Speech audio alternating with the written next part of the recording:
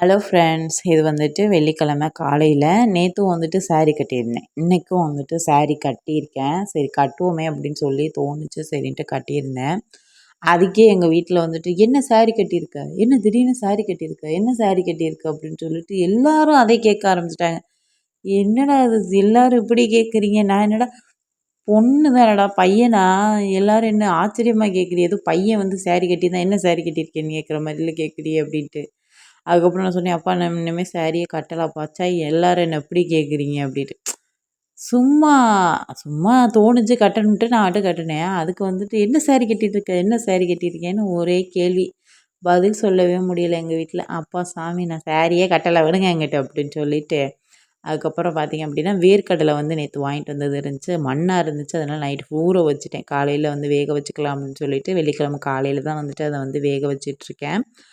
வேர்க்கடலை வந்துட்டு பிள்ளைங்களுக்கு வந்துட்டு ரொம்ப பிடிக்கும். நாங்களும் வந்துட்டு நெறைய வேர்க்கடலை வந்து சாப்பிடுவோம். அவ்ளோ டேஸ்ட்டா இருக்கும். யாருக்கெல்லாம் பிடிக்குன்ட்டு கமெண்ட்ல சொல்லுங்க. ஒரு சிஸ்டர் வந்து கேட்டிருந்தாங்க. அவங்க 11 மந்த் பேபி வந்துட்டு வச்சுருக்காங்களாம். ப்ளஸ் அத அந்த குழந்தை வளர்ப்ப பத்தி கொஞ்சம் சொல்லுங்க அப்படின்னு சொல்லிட்டு.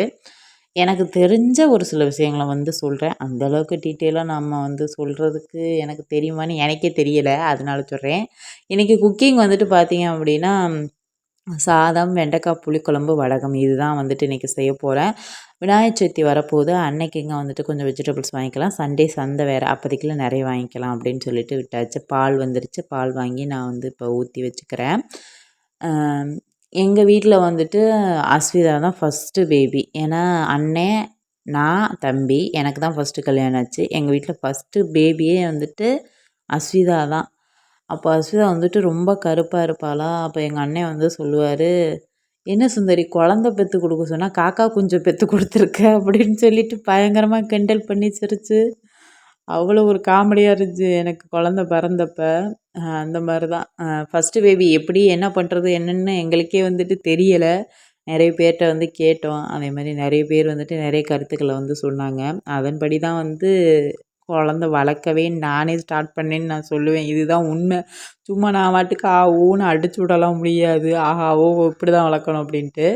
அதுக்கப்புறம் கொஞ்சம் கொஞ்சம் கத்துக்கிட்டேன்னு வச்சுக்கலாம். அதேமாரி பார்த்தீங்க அப்படின்னா, குழந்த பிறந்து 3வது நாள் வந்து பார்த்தீங்கன்னா, குழந்தைக்கு வந்துட்டு என்னாச்சுன்னா மோஷன் போகவே இல்ல. அ அவங்க வந்துட்டு எங்க வீட்ல எல்லாருமே நாட்டு மருந்து தான் வந்துட்டு குடுக்குறாங்க. நான் வந்துட்டு ஆஸ்பத்திரியில காட்டி சிரப் வாங்கி குடுக்கணும் அப்படின்னு சொல்லி. எங்களுக்குள்ளே இதுவே வந்துட்டு பெரிய மண்ட கொடச்சலா இருந்துச்சு. அந்த மாரி. ஏன்னா எங்க சரௌண்டிங் வந்துட்டு கிராமம் அப்படிங்கிறனால அதிகமா நாட்டு மருந்துகள் தான் வந்துட்டு அதிகமா வந்து குடுப்பாங்க. அதனால சொல்றேன். அதுக்கப்புறம் பார்த்தீங்க அப்படின்னா, ஒரு 3 டேஸ் ஆனதுக்கப்புறம் ஆஸ்பத்திரி கூட்டிட்டு போயிட்டு, அதுக்கப்புறம் சிரப்பு எல்லாமே வந்துட்டு வாங்கிட்டு வந்தேன். உட்வான்ஸ் அப்படின்னு சொல்லிட்டு ஒண்ணு குடுப்போம் இல்லையா? அது குடுக்கக்கூடாதுங்கிறாங்க. அது வந்து பிள்ளைங்களுக்கு போதை மாதிரி தூக்கம் வந்துட்டே இருக்கும் அப்படின்னு சொல்லிட்டு, அ அது வந்து குடுக்கக்கூடாது அப்படிங்கிற மாதிரி. ஆனா அதெல்லாம் வந்து குடுத்தோம். அதுக்கப்புறம் கொஞ்ச நாளையில நான் வந்து அது குடுக்கக்கூடாதுங்கவும் நான் வந்துட்டு ஸ்டாப் பண்ணிட்டேன். அ அதேமாரி பார்த்தீங்க அப்படின்னா, குழந்த பிறந்துட்டு அந்த 1 மாசம் ஃபுல்லா எனக்கு எல்லா ஃபுட்டுமே வந்து குடுத்துட்டாங்க எங்க வீட்ல. அப்பதான் வந்து அந்த குழந்தைக்கு வந்து ஒத்துக்கும் அப்படிங்கிற மாதிரி. அதாவது இந்த தேங்காய், மாம்பழம், பலாப்பழம் இந்த மாரி ஐட்டம் மாந்தத்துக்குள்ள ஐட்டம் அப்படின்னு சொல்லி சொல்லுவாங்க இந்த ஃபுட்டெல்லாம். அத வந்து நம்ம வந்து சாப்பிடக்கூடாது. சாப்பிட்டா பிள்ளைங்களுக்கு வந்துட்டு மோஷன் போகும் அதிகமா, இல்லாட்டி வாமிட்டிங் வரும். அந்த மாரி சொல்லுவாங்க இல்லையா? அதெல்லாம் வந்துட்டு 1 மாசத்துக்குள்ளே கொஞ்சமா கொஞ்சமா வந்து எடுத்துக்க சொன்னாங்க. கொஞ்சமா நான் வந்து எடுத்துக்கிட்டேன்.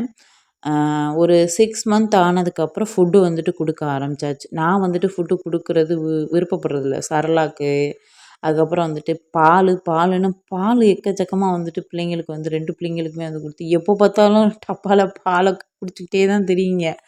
எப்பவுமே வந்துட்டு பால் வந்து குடுத்துக்கிட்டே இருப்பேன். எங்க வீட்ல திட்டிட்டே இருப்பேன். பாலே குடுத்துக்கிட்டே இருந்தா ஒண்ணும் கதைக்கு ஆகாது. சாப்பாடு கொஞ்சம் குடுத்தா தான் வந்துட்டு பிள்ளைங்களுக்கு வந்துட்டு பசி ஆறும். பாலே குடுத்துட்டு அவங்க யூரின் போயிட்டாங்க அப்படின்னா, திருப்பி மறுபடியும் அழுவாங்க. திருப்பி நம்ம பால் அதனால வந்துட்டு கொஞ்சம் கொஞ்சம் சாப்பாடும் வந்து குடுக்கணும் அப்படின்னு சொல்லிட்டு, அப்போ 6 மந்த்துக்கு ரொம்ப மேல தான் நான் வந்துட்டு ஃபுட்டு வந்து குடுக்க ஆரம்பிச்சேன்.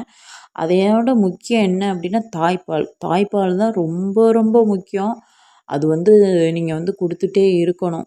அ எவ்வளோதுக்கு உங்களால அந்த தாய்ப்பால் வந்து குடுக்க முடியுமோ, அவ்வளோதுக்கு வந்து குடுத்துருங்க. ஆனா வந்துட்டு இப்ப அஸ்விதாக்கெல்லாம் வந்துட்டு ஒரு 9 மாசம் கிட்ட நான் வந்து குடுத்தேன். அதுக்கப்புறம் தான் நான் வந்துட்டு ஸ்டாப் பண்ணேன். ஆனா முடிஞ்ச வரைக்கும் தாய்ப்பால் வந்துட்டு குடுங்க. தாய்ப்பால்ல இருக்கிற சத்து வேறு எதுலேயுமே இருக்காது அந்த மாதிரி. அதுக்கப்புறம் கொஞ்சம் காய், ஃப்ரூட்ஸு, நட்ஸு அதுக்கப்புறம் வந்துட்டு கொஞ்சம் பயறு வகைகள் இதெல்லாம் வேக வச்சு, குழைய வச்சு அந்த மாரி பிள்ளைங்களுக்கு வந்து குடுத்தேன். சின்ன பிள்ளைங்கள வச்சுருக்கீங்க அப்படின்னா, மறக்காம எப்போவுமே சிரப்பு எல்லாமே வாங்கி வச்சுக்கோங்க. எல்லா சிரப்புமே. முடியல அப்படின்னா, அட்டன் டயத்துல ஆஸ்பத்திரி வந்து கூட்டிட்டு போயிருங்க. வச்சு அதுக்கப்புறம் அப்புறம் பார்ப்போம், இப்புறம் பார்ப்போம் அப்படிங்கிறதுக்கெல்லாம் வேலைக்கு இல்ல. பிள்ளைங்களுக்கு முடியல அப்படின்னா, உடனே வந்துட்டு நம்ம ஆஸ்பத்திரி வந்து கூட்டிட்டு போய் காட்டிறணும். அதே மாரி பார்த்தீங்கன்னா, எப்போதுமே ஒரு பைசா வந்து பிள்ளைங்களுக்குன்னு தனியா எடுத்து வச்சுக்கோங்க. திடீர்னு முடியல அப்படின்னா, அந்த பைசாவ வந்து எடுத்துட்டு ஆஸ்பத்திரி போற மாதிரி. பிள்ளைங்களுக்கு அடிக்கடி கொஞ்சம் சுடுதண்ணி வந்து குடுங்க. சாப்பிட்டதுக்கப்புறம் வெது வெதுப்பா கொஞ்சம் செரிமானம் ஆகும். ஓமம் வாட்டரா விக்கும். அத வாங்கி குடுக்காதீங்க. ஓமத்த வாங்கி வேக வச்சு, அதுலேருந்து தண்ணி எடுத்து பிள்ளைங்களுக்கு வந்து குடுங்க செரிமானத்துக்கு. சரிங்களா? இதுதான் எனக்கு தெரிஞ்சது. பிடிச்சிருந்துச்சு அப்படின்னா லைக் அண்ட் சப்ஸ்கிரைப்.